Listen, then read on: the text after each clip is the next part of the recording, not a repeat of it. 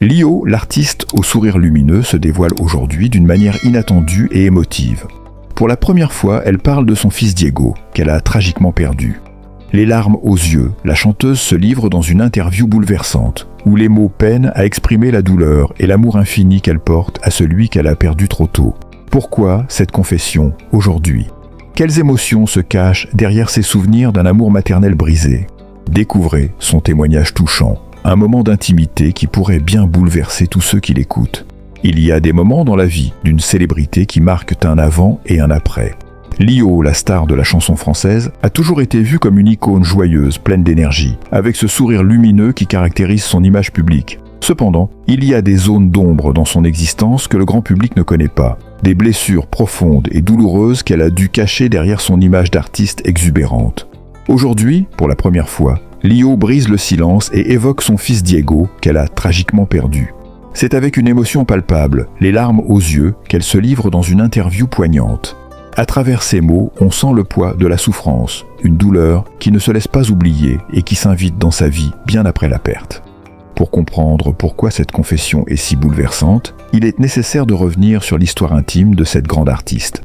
Lio, de son vrai nom Wanda Maria Ribeiro Tavares, a toujours eu une relation particulière avec ses enfants. Elle a toujours évoqué la maternité avec une douceur infinie, et son rôle de mère a toujours été au centre de son existence.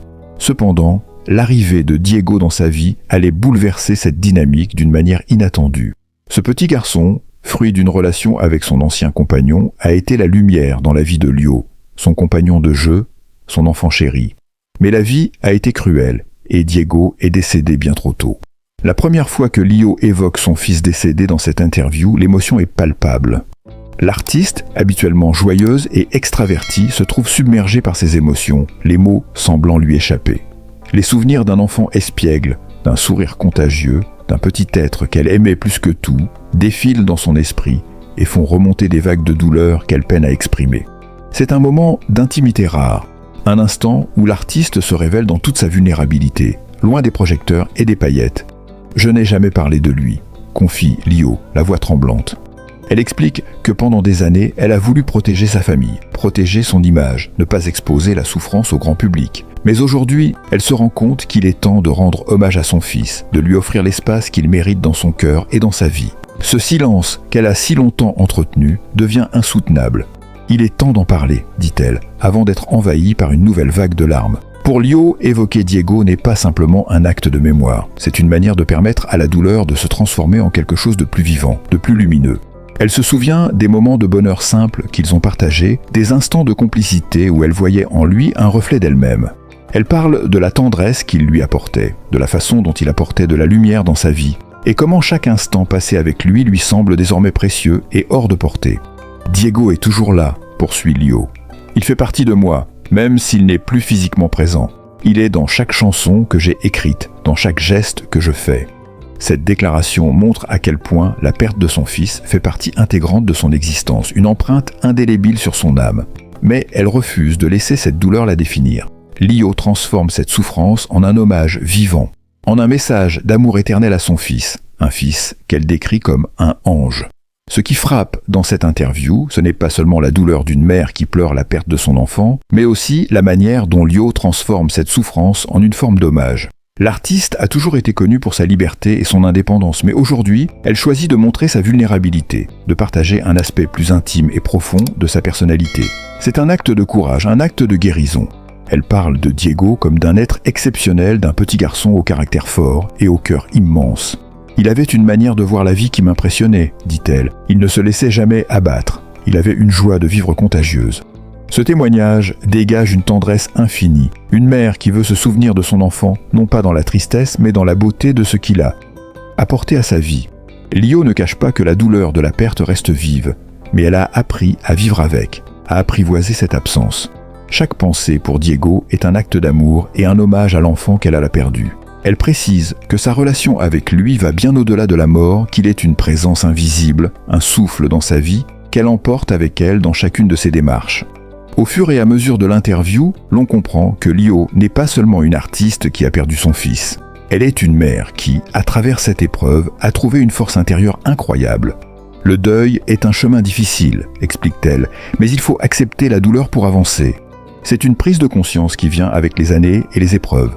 La chanteuse se rend compte qu'en abordant la perte avec une telle sincérité, elle parvient à se réconcilier avec elle-même et à transformer cette souffrance en une forme de beauté. À travers ce témoignage, Lio prouve que même dans les moments les plus sombres, il est possible de trouver la lumière. Son histoire, son amour pour Diego, résonne comme un message d'espoir, de résilience. La douleur d'une mère ne disparaît jamais, mais elle peut se muer en une force incommensurable, une énergie qui permet de continuer à avancer. Lio est née le 17 septembre 1962 à Mangualde, au Portugal, mais c'est en Belgique qu'elle grandit, une enfance marquée par des influences musicales diverses et une forte sensibilité artistique. Elle commence à chanter dès son plus jeune âge, une passion qu'elle nourrit avec ardeur. C'est en 1980 que sa carrière décolle véritablement grâce à son tube, Banana Split. Son style inimitable, sa joie de vivre contagieuse et ses tenues extravagantes font d'elle une figure incontournable de la scène musicale française. La célébrité frappe à sa porte, mais ce n'est pas pour autant que Lio perd son essence. Au contraire, elle réussit à conjuguer carrière et vie personnelle avec une étonnante aisance. Cependant, cette exposition médiatique ne vient pas sans son lot de défis et de sacrifices. La jeunesse de Lio, bien qu'éblouissante, est marquée par une certaine solitude et des choix difficiles. Derrière son sourire et ses apparitions sur scène, Lio est une femme sensible, une mère de famille dévouée et une personne qui, malgré sa célébrité, a connu des périodes de profonde introspection. Elle a eu plusieurs relations amoureuses, dont certaines ont fait la une des journaux. Parmi ces histoires d'amour, il y a l'homme qui marqua sa vie, le réalisateur et compositeur, Claude Gassian. Leur histoire, bien que courte, laissa des traces dans le cœur de la chanteuse, la poussant à chercher un équilibre entre sa carrière et sa vie de famille. Lio a toujours affirmé que la maternité était une expérience fondatrice. Elle a eu plusieurs enfants, et chacun d'eux a eu un impact profond sur sa manière de voir le monde. Cependant, un événement tragique viendra bouleverser à jamais sa vision de la maternité, la perte de son fils, Diego. Ce moment difficile est un point tournant dans sa vie. Un instant où la chanteuse doit apprendre à vivre avec une douleur immense, tout en continuant à avancer. La maternité est, sans aucun doute, l'un des aspects les plus marquants de la vie de Lio. Elle est une mère passionnée, aimante et dévouée. Ses enfants sont au cœur de ses préoccupations, et elle a toujours cherché à leur offrir une vie aussi épanouie que possible, loin des projecteurs. Mais la maternité pour Lio ne se résume pas seulement à l'amour et à la joie. Elle a aussi connu la douleur de la perte. La mort de Diego, son fils, a laissé un vide immense, mais Lio a su trouver la force de transformer cette épreuve en une source de résilience. Dans une interview émotive, elle confie à quel point son rôle de mère est lié à sa propre identité. « Être mère, c'est le plus grand rôle de ma vie. J'ai eu des joies immenses avec mes enfants, mais aussi des peines.